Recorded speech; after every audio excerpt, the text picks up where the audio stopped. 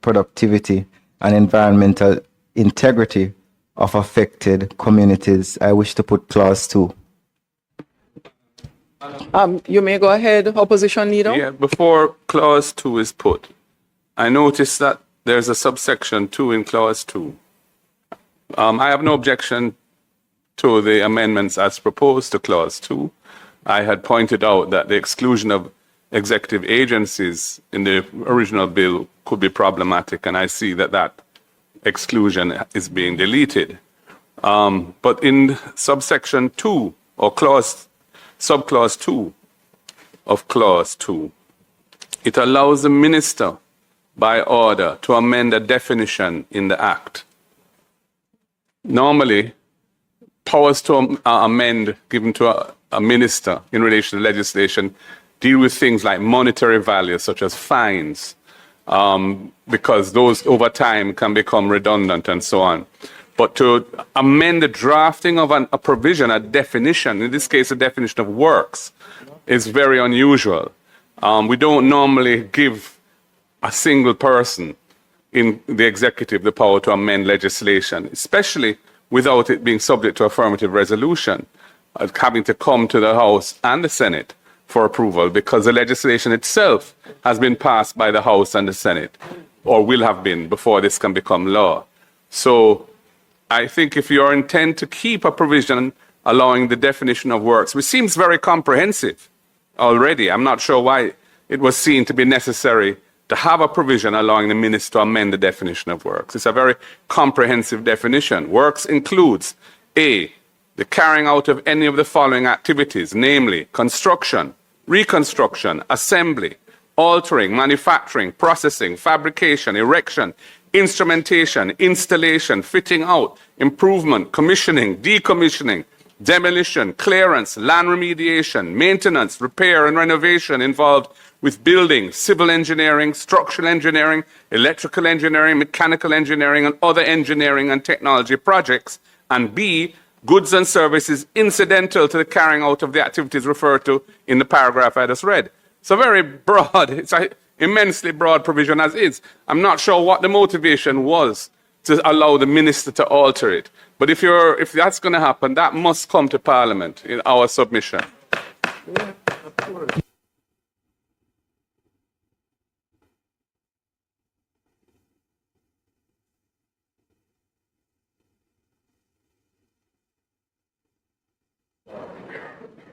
Thank you, Madam Chair. The issue raised about the power to alter the definition is one that I have also noted and would ask that it be made subject to affirmative resolution, 1. Secondly, in light of the clarification provided by Minister Morgan, given the definition of procure and how wide it is to say by any means, since the intention is that the procurement would take place in accordance with regulations promulgated under the Procurement Act, perhaps an amendment of that section would be advisable. To have procure mean the acquisition of goods, works, or services by any means is very wide.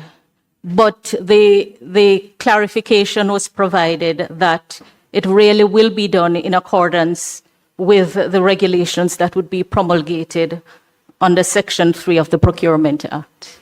So I am proposing for consideration that the definition be amended to read, procure means the acquisition of goods, works, or services in accordance with the regulations promulgated under the Procurement Act and including where necessary purchase. So it's really substituting by any means with a reference to what has been stated is intended to be in accordance with regulations to be promulgated under the Procurement Act.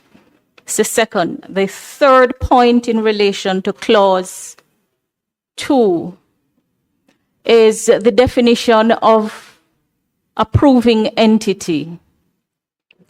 And it captures, well, it states that it means a local authority or public body that exercises any statutory, regulatory, administrative, or operational function, where the exercise of that function is required for the implementation, execution, or delivery of an approved reconstruction and resilience project or a designated strategic investment project, including functions relating to A, physical planning and development controls, building controls, including the issuance of building permits and the conduct of inspections, land subdivision, land use and zoning, environmental management, natural resource conservation and environmental permits, approvals relating to water supply, sewage and drainage, roads, highways and transportation infrastructure, electricity, telecommunications and other utility services, and disaster risk management and hazard mitigation.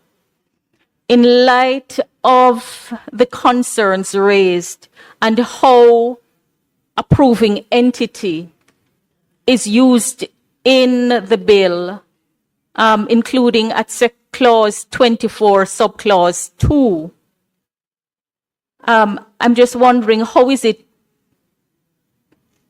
contemplated that the exercise of the statutory functions and the regulatory functions will not be problematic?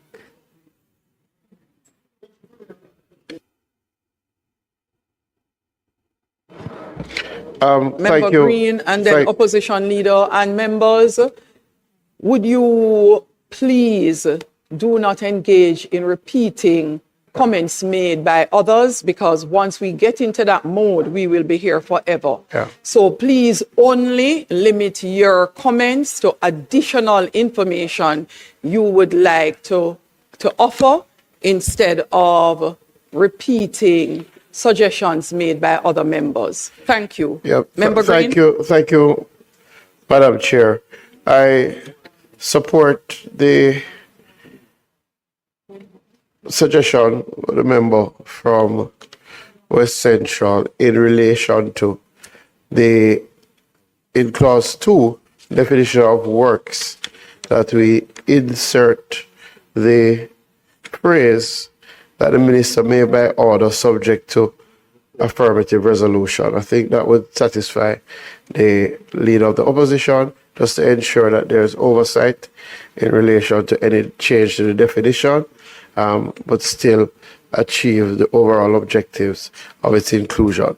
Outside of that, Madam Speaker, I think when the members spoke in relation to procurement, I think there isn't need for any changes in relation to that definition. I think clearly this law is subject to other laws and regulations that are part of our framework. And I think in relation to clause 2.1, approving entity, but I think member Fort really put it on the table as to how it would operationalize. I do not believe there any change is needed in relation to that part of clause 2. So I would suggest that outside of the changes already put forward, the amendments, that we also amend to include by order subject to affirmative resolution in 2A. Member, Yes, if I may just after opposition leader, then Member Hilton. Just two comments. I'm trying to be brief. The Prime Minister gave an assurance that there would be an order made under the Public Procurement Act. And in fact, I think Minister Morgan repeated that in his presentation on the bill today. Absent that, on the face of it, the two pieces of legislation don't synchronize.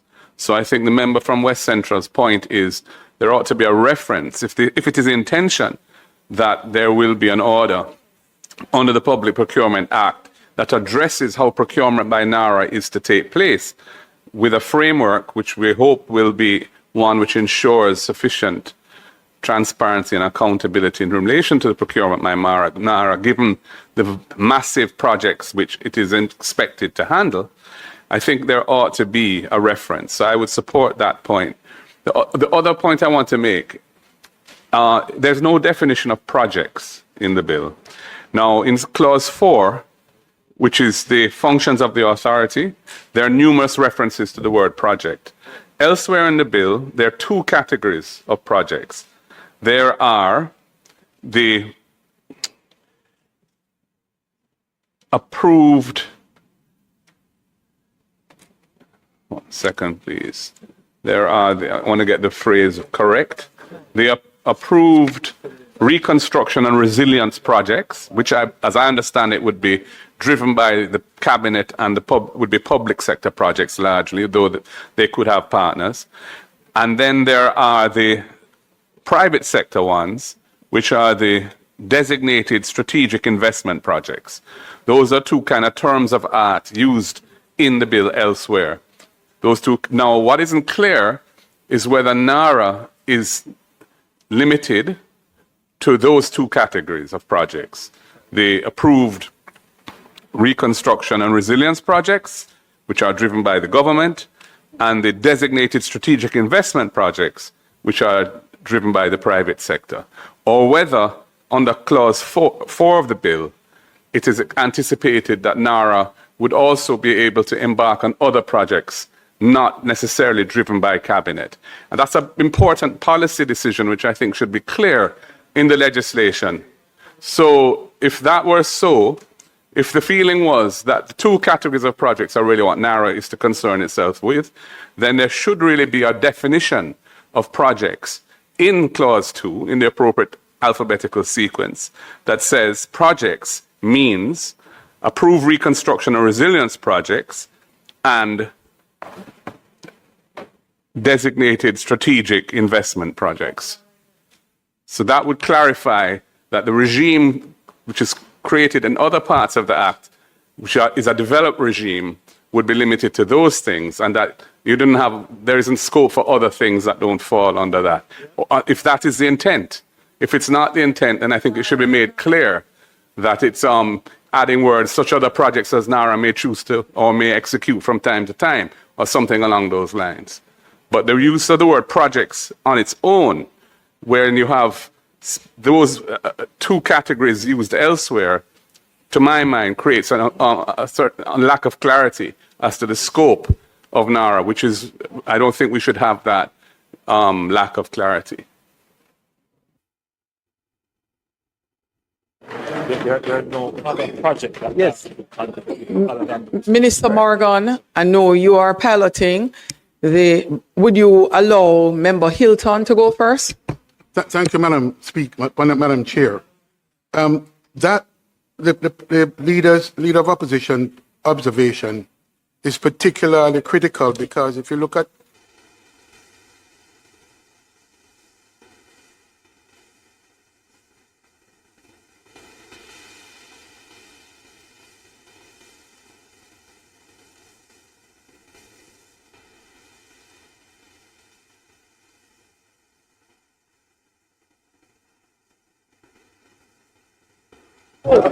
Members, we will continue. The count and tally is absolutely correct.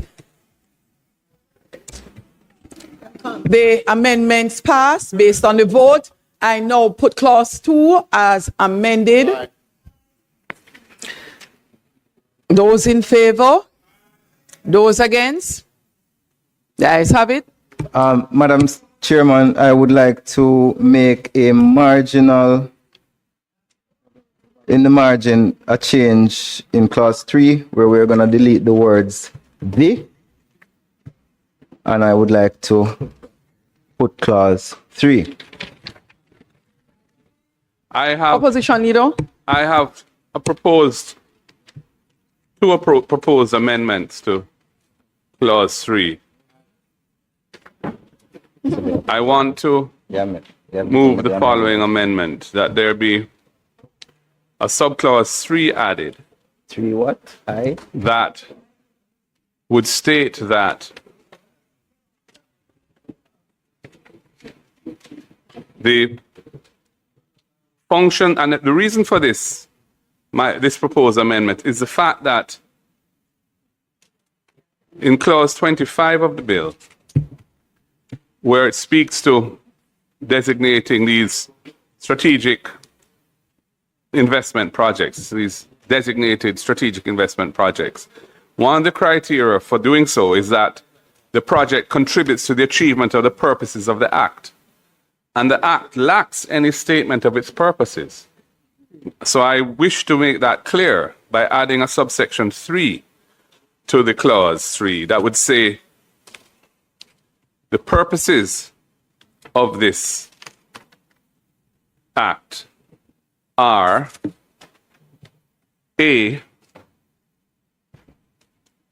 are to establish a statutory framework, and I'm taking this language from the Memorandum of Objects and Reasons.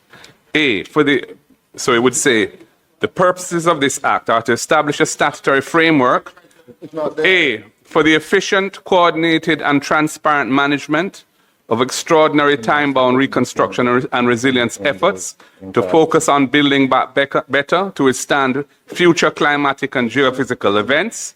B, to create a more robust, climate-resilient infrastructure, encouraging better land use planning. C, to expedite private and public-private investment in priority sectors that address the structural economic vulnerabilities arising due to climate-related disasters. And D, to enable growth and diversification of Jamaica's economic base. Those are all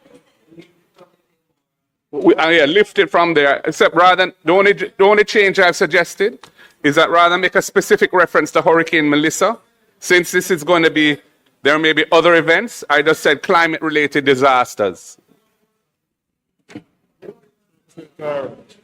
That's reasonable.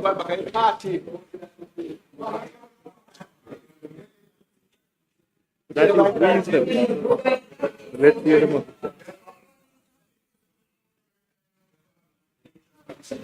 Opposition leader, are you finished? I am finished for that, yeah. You may Chairman, go ahead. All I would say is that that exact suggestion was a matter that was contemplated in deep detail with the legal advisors of the government, and we were advised not to pursue that route. I wish to put clause 3. Members, those in favor? Those against? Divide. Go ahead. Go ahead, opposition leader. The Memorandum of Objects and Reasons is strictly speaking not part of the legislation. It's attached to a bill to guide the House. But when the Act passes and it's printed in the revised laws of Jamaica, you will not see it. So this is why it is important, given that there's a specific reference, as I've said in clause 25, to the purposes of the Act, that those purposes should be manifest when you read the Act. Whatever the legal advisors to the government may say, this is a lacuna, a gap, and it's a serious omission. Yes.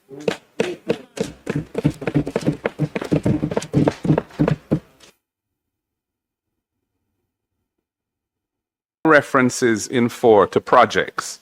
First of all, it talks about the authority being responsible for the administration of this Act, including the preparation, implementation, and oversight of national reconstruction and resilience projects. And then there are several references in the lettered paragraphs to the word projects on its own. And I asked the question, or I had suggested an amendment that we define what projects means for the purposes of this Act. Specifically, my question for you is it your understanding that Narra's scope of activities would be limited to the approved reconstruction and resilience projects which is a regime that where there's a register and so on for that, and it has to be approved by cabinet, and perhaps the so-called designated strategic investment projects, which are the ones that have to be at least 15 million US, and there's a regime around that as well. Are those the two categories of projects that fall within the scope of this act, or is the act also embracing other projects? We don't know what the scope of them would be. That's what I'd like clarity on.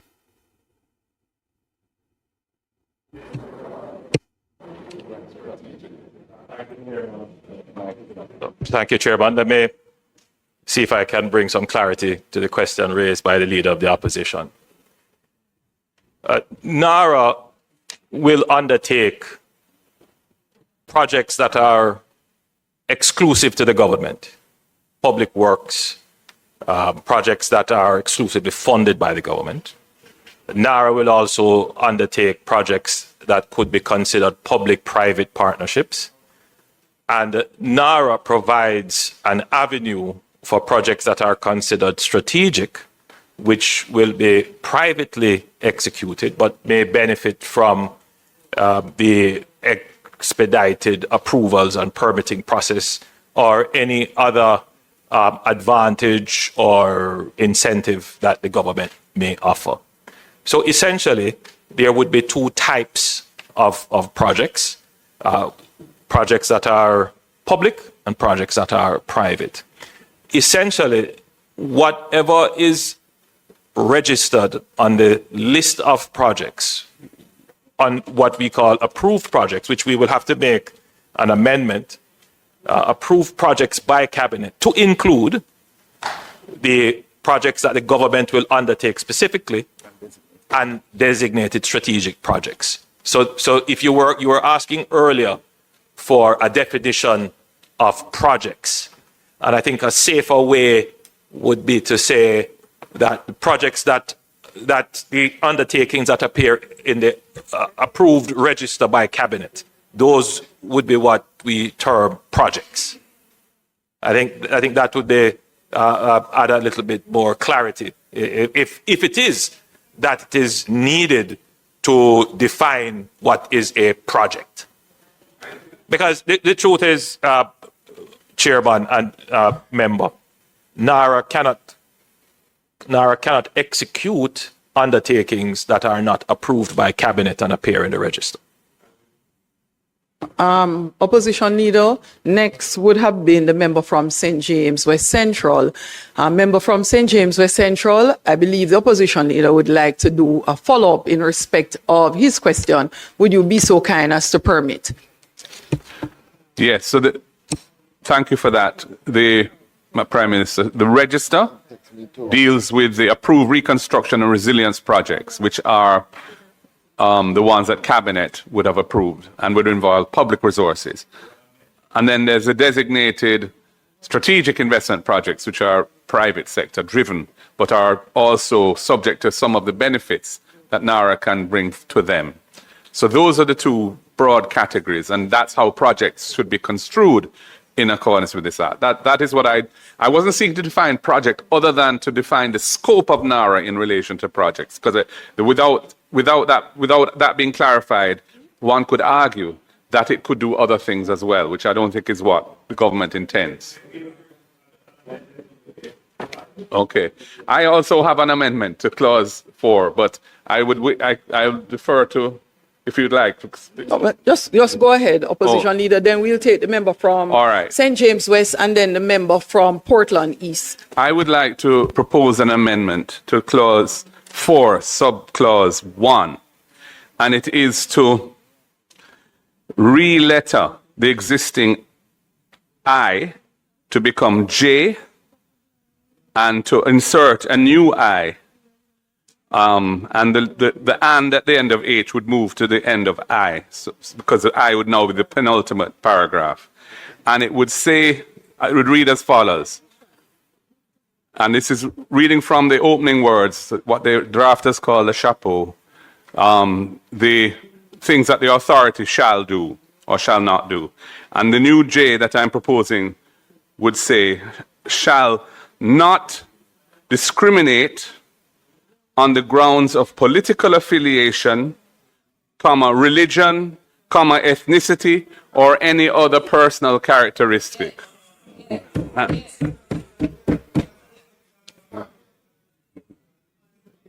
I'll Thanks, read this Opposition again. Leader. Huh? Oh, not finished. No, Go ahead. I'll say it again. J would read, and the word shall precedes it. J, not discriminate on the grounds of political affiliation, religion, ethnicity, or any other personal characteristic. Gender.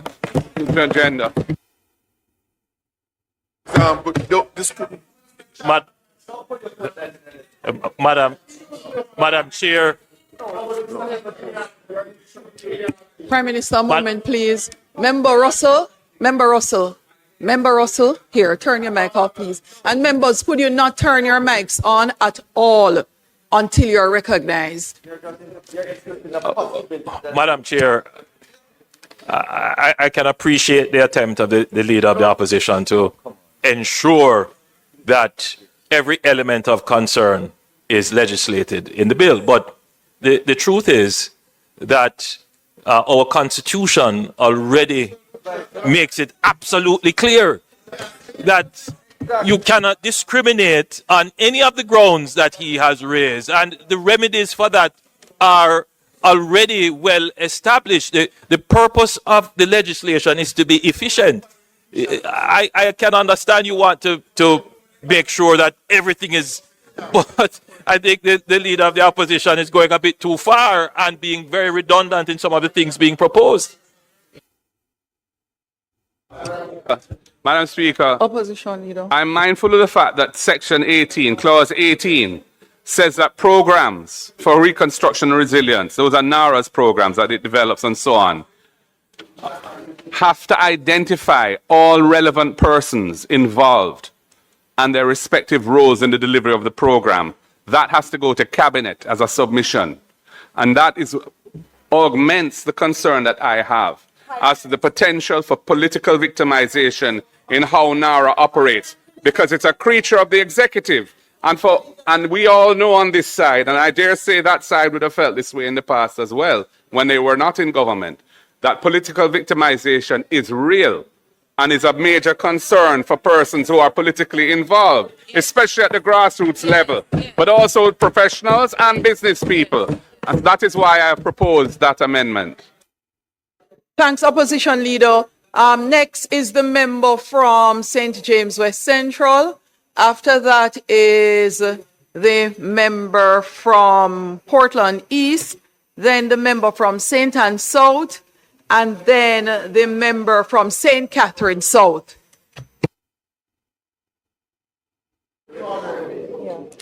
Thank you, Madam Chair. Seeking some clarification